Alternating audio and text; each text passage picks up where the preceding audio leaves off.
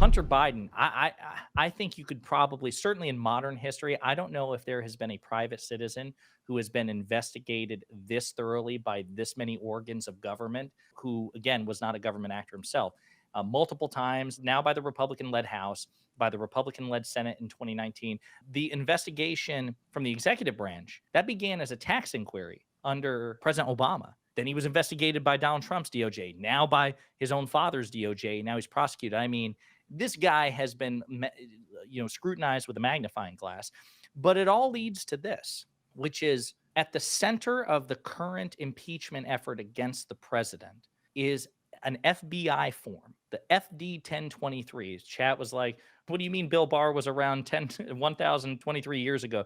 They're talking about the FD 1023 form. Basically, there's an FBI form in which an FBI agent documents information that was brought to him by a confidential human source. They're unverified allegations, but the FBI has an obligation, given the reputation of this confidential human source, to write them down and notarize them. And the allegation was effectively that Joe and Hunter Biden were each paid $5 million by this Ukrainian energy company or investment holding company, Burisma, to influence U.S. foreign policy in a way that would protect them despite their corrupt actions. That's the allegation.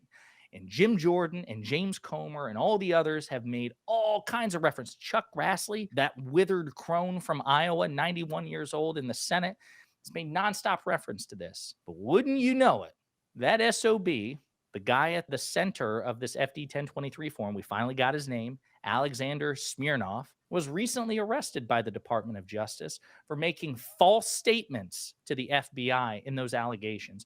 Those allegations, according to the FBI, against Joe and Hunter Biden were false. And apparently, from what Pisco's about to tell us, there's news drop today, it gets worse. It gets worse. So it wasn't just false statements. Apparently, there's a Russian connection too, and a back channel involving Donald Trump. So can you break that down? For sure. And I'm going to rewind just a little bit, because the back channel is actually something that was established before this information from the FD 1023 was given to the FBI. Basically, after the impeachment situation from Trump was pressuring the Department of Justice to go after Joe Biden, including with public comments and privately as well. And Rudy Giuliani was funneling information that he had uncovered during the whole impeachment saga, uncovered or manufactured or lying, and was sort of giving it to Bill Barr and saying, investigate, in an effort, obviously, to target Joe Biden. And Bill Barr opened up a back channel, that is to say, an office of the Department of Justice, to vet certain claims. Now, I'm not going to sit here and say that is per se something that's either illegal or unethical. I'm just telling you the facts that there was a back channel established by Bill Barr to vet claims by Rudy Giuliani that were related to Joe Biden, and where the attempt clearly was, at least from Giuliani, to target Joe Biden with his claims, as they had been doing publicly and privately with the Ukrainians now for a year, since 2018, maybe even before. That channel having been established, the FBI started looking into all these leads related to Hunter Biden. And they called out this confidential human source who had mentioned something anodyne, something minor, something in passing reference to Hunter Biden in 2017. And they call him and say, hey, can you elaborate about this thing you said about Hunter Biden? I'm not here going to say that I know for a fact it was a fishing expedition, but it kind of sounded like it a little bit, or a little bit convenient. They reach out to this guy, and all of a sudden he has a new story to tell. He has a new story to tell about this bribe and how it wasn't just one conversation with the founder of Burisma in 2017. It was these other conversations too in 2015, 2016. Coincidentally, when Joe Biden was vice president, and coincidentally, when Joe Biden was instituting some foreign policy with respect to Ukraine. And lo and behold, it's exactly evidence for the claims that Giuliani was presenting this entire time. Well, we happen to know now that those claims are complete and utter bullshit, and that this person, through receipts about emails that he was having with other people where it was clear that this was for the first time he was meeting someone in 2017, travel records, testimony from other people he talked to, that he had never, in fact, met these people who apparently had alleged the bribe as to the Bidens in 2015 and 2016, that hadn't occurred. So they, as Josiah mentioned, they filed an indictment or this week. What we just found out this week in a filing related to whether or not he's going to get bail and whether he's going to have some pretrial release or anything like that.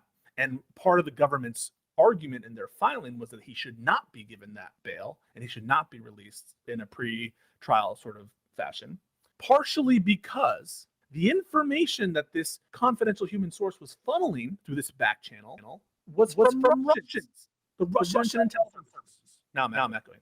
Let me take this off. I think it's on my end when I share the screen. There are specific documents listed, specific agents listed with whom he had regular communications. That this was part of a broader effort to spin narratives and fake news, essentially, about the Bidens in the run-up to the 2020 election. And that he was continuing to spread fake news in 2023 about the Bidens and was at risk of doing more fake news drops like he had done in the 2020 election.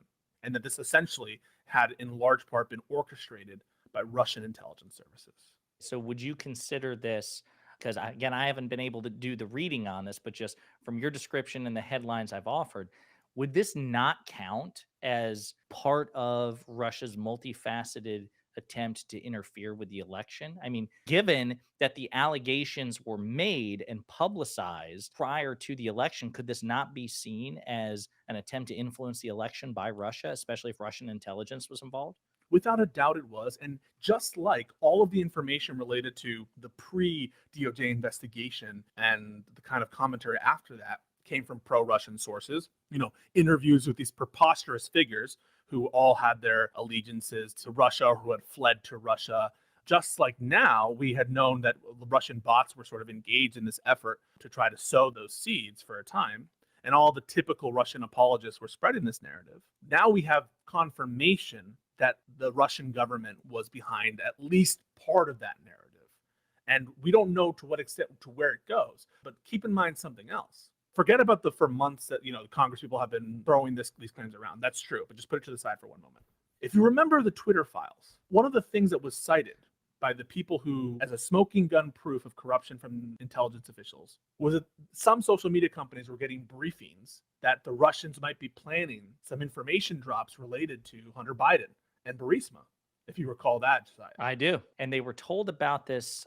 Didn't it come up, if I remember my timeline correctly? It was Twitter, Facebook, all the relevant social media companies. They were told, as an example, in like a war game scenario, that Hunter Biden might be the subject of a Russian disinformation campaign. And you know what? They were exactly correct. They were exactly correct that this was a years-long effort, and it coincided with the efforts made by Rudy Giuliani, coincidentally, and Donald Trump. And it coincided with this back channel being established. And then with MAGA congressional approval, because there are some Republican congressmen who we should speak up and say we appreciate when they stand up against it, which has been also parroted by congressional MAGA Republicans. So here we are, folks. Here we are.